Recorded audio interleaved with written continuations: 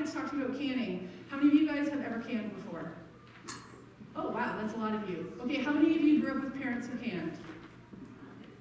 Okay, I am officially amazed. I thought that would be way lower, so I'm really excited. So some of you guys know what I'm talking about today. I am trying to keep it at a 101 level, so those of you who do can, I'm sorry. And those of you who don't, I'm also sorry, because I feel like it's just a really lot of information to get in 45 minutes. I do have 2 videos that we're going to be watching where I actually did canning, because I didn't think you'd want to sit while I canned up here. So, could be fun. So, and I'm just going to start saying, I actually can pretty much every week. It's kind of just a lifestyle for us. We grow our food, and we can our food. So if you're wanting to learn one-on-one, just connect with me afterwards, because I am happy to always have somebody with me while I'm canning. It's not always the most exciting thing in the world, but one of the things I love about canning is that you don't have to be a homesteader. You don't have to have property. You can do this in an apartment. You can actually do this on a camping stove. So I know a lot of people are like, where do I start with homesteading? I'm biased. Sorry, seed starting girls. I do that too, but I feel like canning is a skill that you can learn anytime. It's kind of like chickens are your gateway animal. Canning is your gateway homesteading thing. So you don't have to grow anything. You can go to the grocery store, can something. You can pull something out of your freezer and can it. You can go to the farmer's market and buy all of your stuff busheled there. You don't have to grow it at all. And I really do love that. And though, I don't suggest you buy 4 bushels of something to learn to can. Like if you're looking at overwhelming yourself, that's how you're going to do it. So choose something really, really simple. I chose 2 really simple recipes to show you guys today in the video. You do have the links to that, so you can re-watch it because it's so much information. But I want to share a little bit what canning is. So canning, I'm going to read this so I get it right. Canning is a method of food preservation in which food is processed and sealed in an airless and airtight container. So most canning has a shelf life of about 1 year to 5 years. I do recommend doing it like the 1 to 2 years just to make sure everything is safe. So we're going to be looking at water bath canning and pressure canning. I know there's a lot more ways of preserving food. This is probably my favorite way, but I do use a lot of other food preservation to put up food because some things I don't like canned. Canned carrots, so gross. But you might really like them. I did them like 2 years ago, and I'm still trying to use them up. My poor son in the back, he's like, what is in this? Canned carrots. Just throw in soup. I know, there's so much. It's like baby food. Oh, anyone eat baby food? Okay, anyways. Doesn't matter. Okay, so the way that canning works is that you're actually going to heat the food. So you're going to put your food in your jar, and you're going to either water bath it. This was pressure canned because it's ground beef. And it's going to heat the food inside. You're going to have your seal and a ring. And as your food heats up and pressure builds in your pot, all of the air from the can is going to get pressured out. And then when you take the can out and put it on your counter, it's going to seal as it cools. It's actually going to vacuum seal your lid. So the meat's not going to move. Should grab something else. Anyways, your seal, you can actually hold it by the seal. If you can't hold it by the seal, it's not sealed. So just so you know, make sure that. So I never store anything with rings on. I never want to have a false seal, and I take it off and wash all my jars. So, and I'll talk about that in the video. So I'm trying not to overlap too much about what I'm talking about. This is pressure canned, so it's cooked. Oh, okay. So everything has to be cooked. No, it doesn't. You do not have to cook it. So meat, this is actually the video I did. So I'm going to explain that in there.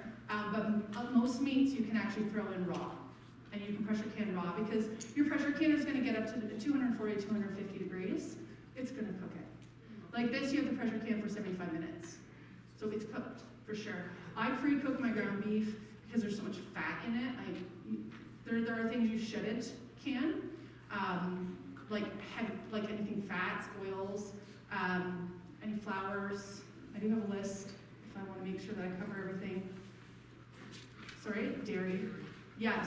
And I know some people do canned dairy. I do carry, I send all my milk from our cow. Yeah, I just for the time we don't have milk. yeah, and But it's not fresh. it's kind of different. yeah. So it's not best practice. So some of the things you don't want to do are eggs and dairy. Pumpkin puree, because it is so thick, they can't actually guarantee that the middle gets pressure canned to the proper temperature. So you definitely want to make sure the bacteria is killed. So I just cube my squash, and I pressure can it cubed, and that's fine too. Flour, pasta, rice, cornstarch, arrowroot powder. It's not a health thing. That's a quality thing. It gets mushy and gross. You don't want to do that. Yeah, oils, fats. You really don't. You want to get off as much fat as you can, because fats and oil can go rancid, and they're going to go bad a lot faster than anything else in your jar is going to go bad. So, dairy. I thought I had written this down, but one of the reasons you don't do dairy is actually a low acid, high fat. There's not very many things that are low acid, high fat, and it does not can well. I know people do it. I know everybody cans differently. Some people learn to can from the parents, and I am teaching today best practice. So what you choose to do in your home is up to you. I know some people are like, oh yeah, I do this. That's fine. I have things that I do that are technically not best practice, but when I'm teaching you guys, I want to make sure I'm teaching best practice, and then it's up to you to take that and do what you want with it. So, I'm going to talk about spoilage afterwards. Yeah, there really isn't any shortcuts in canning, especially pressure canning. Like when you water bath something, so this is a water bath canner. You actually don't need a water bath canner. You just need a big pot. This one is handy because it's got the markings on it for water, and you got your tray to keep it off the ground. You just need, sorry, I don't know if that's loud in my mic here. You just need something on the bottom. So I actually just ordered this through Lee Valley. So I can use any pot I want. This pot is dying. Like if you come and look at it afterwards, there's rust. It's getting there. So I just bought this, and then I have a nice stainless pot at home. I just throw this on the bottom. You can throw a towel on the bottom, so it's just a wet towel. You just do not want your jars hitting the bottom of it. They will break. They just will. Or they can not seal, I can't think what the word is, fuse to your pan. That would not be ideal either. So anyways, just something between your jars and the pot itself. Pressure canners very different than a pressure cooker. If you have a pressure cooker, you cannot can in that. The pressure is very, very different. I have a couple books, I have them out there if you haven't seen them. There's a Ball or Bernardin. This has got all kinds of great recipes in it, but my favorite is the Complete Guide to Pressure Canning. And it has all the timelines, because everything you pressure can has a different time, and it's just been tested to make sure that all the bacteria is out of there. Does anybody know what bacteria most people are afraid of when they talk about canning? Botulism. So, I don't like botulism. I like talking about it. Because I feel like my kids, they grow up, and I'd always say, let's talk about it, let's bring it to the light. Right? When you understand something and you talk about it, it's not that scary. So botulism, it's a bacteria. And botulism itself is killed at about 140 degrees Fahrenheit. Their spores for botulism are not. It needs to go to 240. So that won't ever reach that in a water bath canner. You have to do it in a pressure canner. So, and for a certain amount of time. So botulism is a bacteria that actually grows in an airless, moist environment. Well, that's exactly what a canning environment is, right?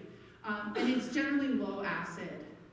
We water bath high acid, which is a 4.6 pH or lower. And then low acid, we pressure can. Oh yeah, who's that? Anyways, so botulism, like a high acid botulism isn't going to grow in there. It's the low acid that you're worried about. So you want to make sure you're pressure canning it properly for the time specified. And then, if you're a worrywart, I know some people are, I can do that too. If you're really worried about it, when you open your jar, cook it. 10 minutes, and whatever's in there is dead.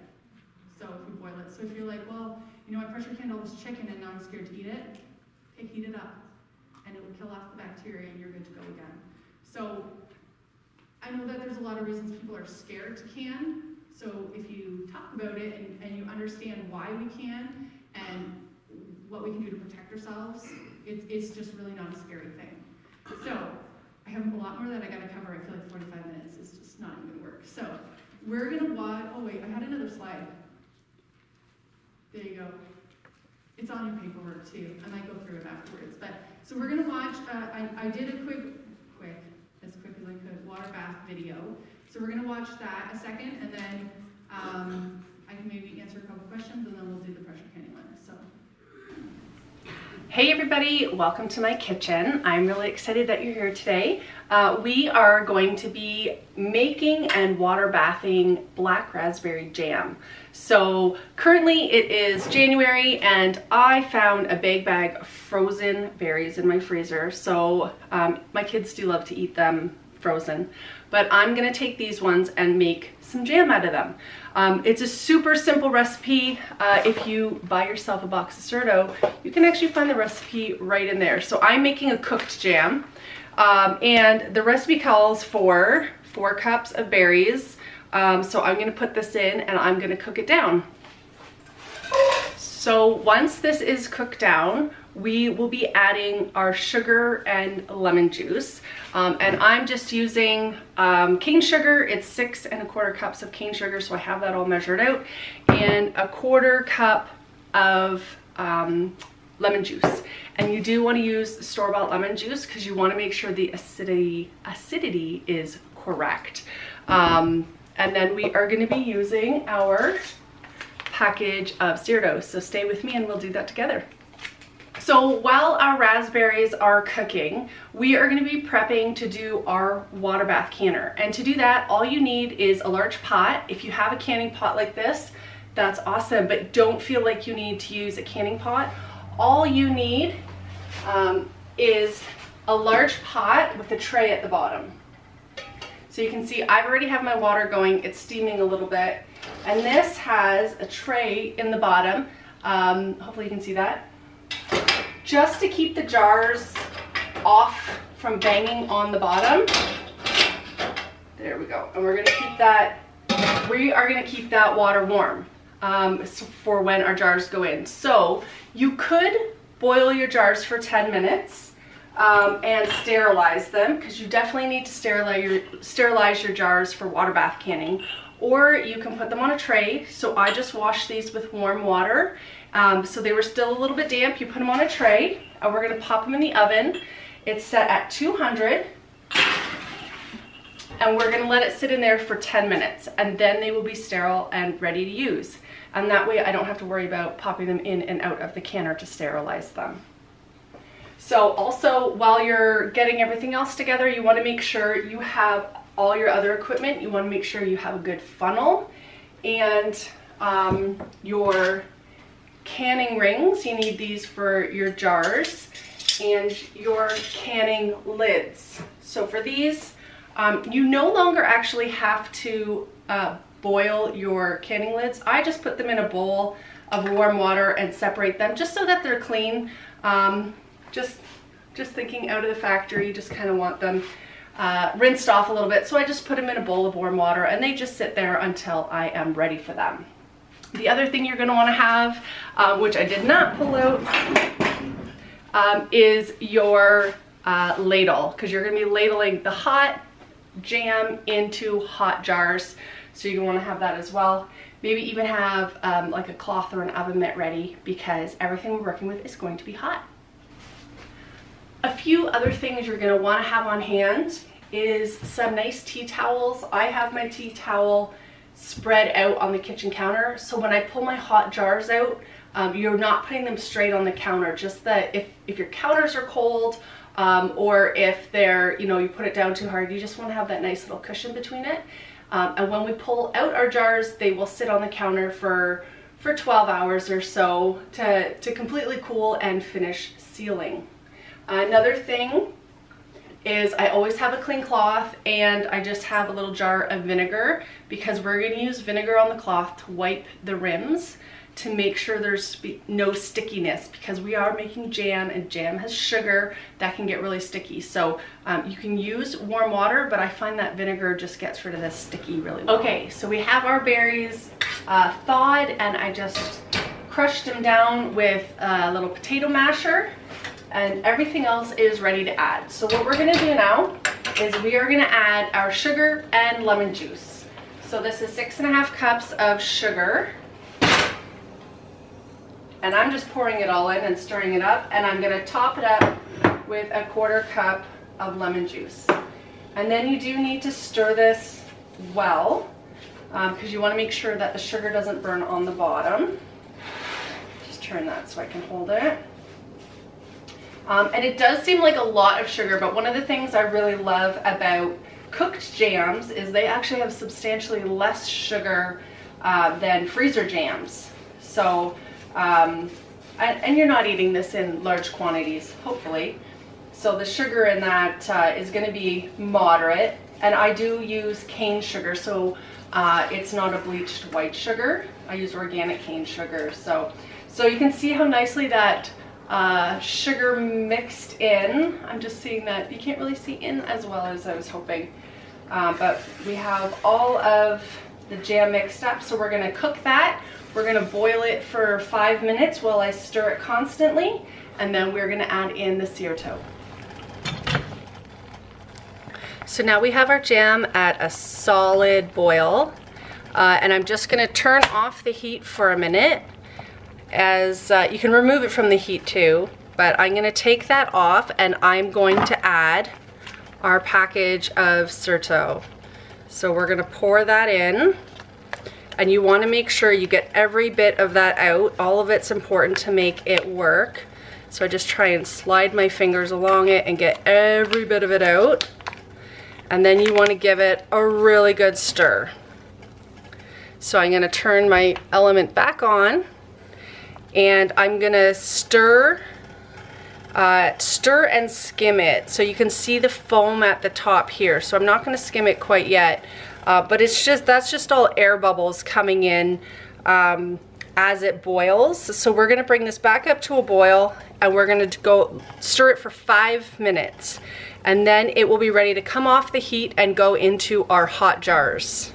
All right, so we have the jam, and I took it off the heat, and you can see the berries, but you can also see the foam here. And that's what you wanna skim off, and I generally don't skim it off right till the end. And there's nothing wrong with this. Honestly, you could eat it.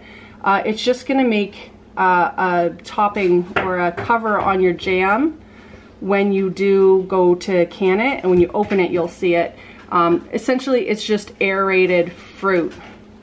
So I take off most of it, and then sometimes there's a little bit left, and I don't worry about it.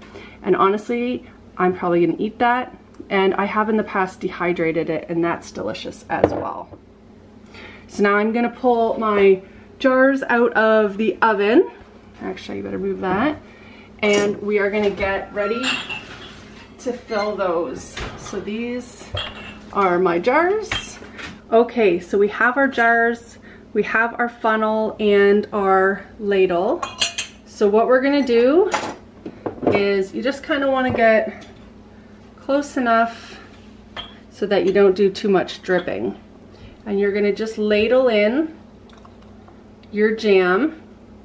You can be as neat or as messy as you want. And then you wanna fill it up to about a 1/4 inch headspace. And what that means is that there's only a 1/4 inch of space between the fruit and the top of the jar here. So they do have this really nifty tool. I don't even know what it's called, but it shows you 1 inch, a 3/4, half, and a 1/4. So you can just go ahead and put that on, and I can see I can still add more in there. So I'm just gonna put this back on so I don't make too big of a mess. And now I feel like I've overfilled it just a smidge, but we are pretty darn close. And headspace is really important. I'm just gonna wipe that off real quick. That's incredibly hot.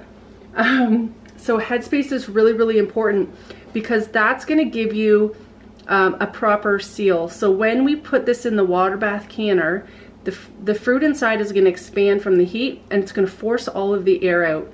And it's going to process for 10 minutes. And then when we put it on the counter, it's gonna cool down and suction the lid on. So then there's no air in between the fruit and the lid. That will all have been pushed out. So what we have here, we have our very full jar. And normally I'll fill them all and then I'll do this, but I'm just gonna show you. I put a little bit of vinegar on my cloth and I just go around and I wipe the jar lid because I can see I got some jam on there and that's gonna be sticky. And if there's anything on the lid, including any cracks, this jar will not seal. So you just wanna make sure you go around, make sure it's completely clear. Then I'm gonna take my clean lid, so it's just a little wet because I had it in the warm water. I'm gonna put that on top and then I'm gonna take a ring and screw that on. And you want to do it finger tight. And I have a lot of people ask me what finger tight is. And it means you just want to go till you have resistance and then a little bit more. So you're not cranking it really, really tight, but it's good and on there. And then we're going to put this in our water bath canner. And the way we're going to do that is we are going to take our jar lifter and we're going to grab it and then we're going to just put it right into our water bath canner.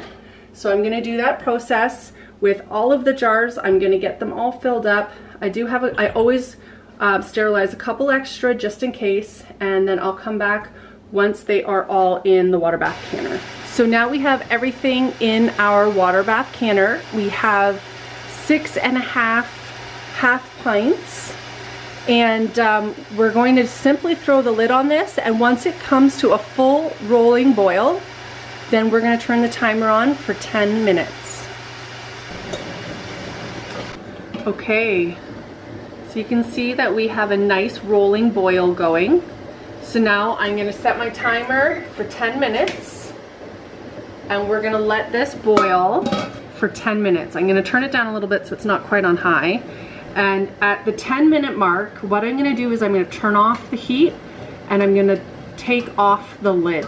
And I'm gonna let it sit for 5 minutes after that before I pull my jars out, just so that we don't have heat shock. And if you were doing something like tomatoes, you would definitely wanna do that so that you don't have any of your liquid siphoning out from the temperature change.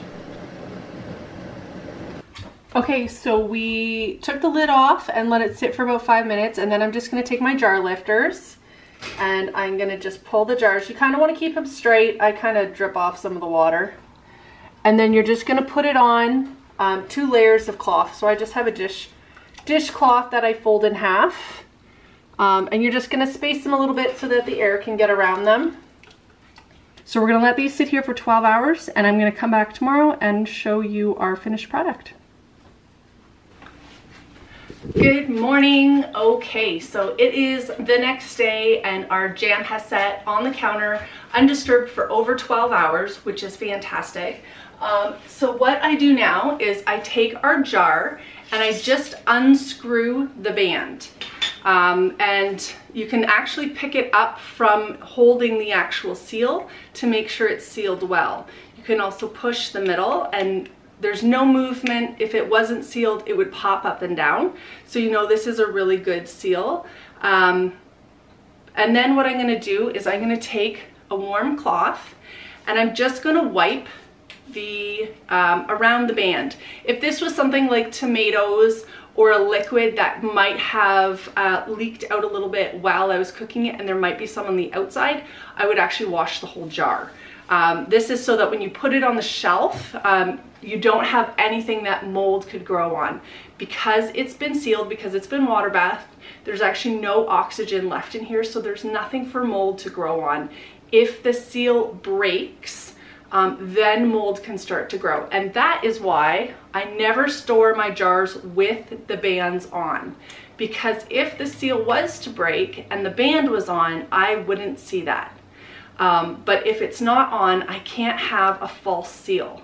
So this is how I'm gonna store it. I'm actually just gonna take a Sharpie now and I'm gonna write on the lid. So I'm gonna write black raspberry jam, and then I'm gonna write January 2023. That way I know that when exactly I did this up and when it needs to be used by. You like to use your jarred food in about, you know, a year to 18 months. But I also know that this summer I did black raspberry jam with fresh raspberries, so I know that I want to use that jam before I start using this jam. So, and I don't know if you can see, but you can see through here that it's not moving. So that's nice and solid, it's nice and sealed, and this is ready to go on my shelf, which is awesome, having some shelf stable food available. So thanks for coming to check us out. Have a great day.